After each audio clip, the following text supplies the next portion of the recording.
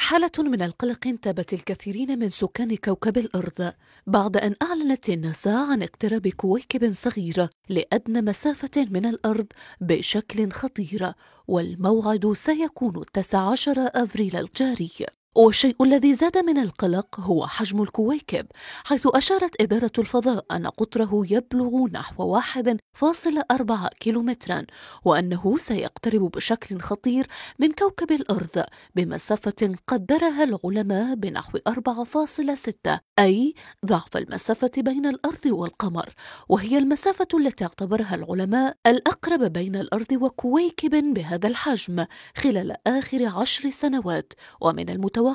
ألا يقترب كويكب مشابه بهذه المسافة من الأرض قبل 400 عام من الآن. هذا وتم رصد الكويكب الذي يحمل اسم 2014 جي أو 25 لأول مرة في ماي 2014، حيث حذر روم بالكي عالم الفضاء في ناسا من أن مدار الكويكب قد يجلب بعض الصخور من الفضاء لمسافة قريبة من الأرض، فسبحان من خلق ويقول كن فيكون.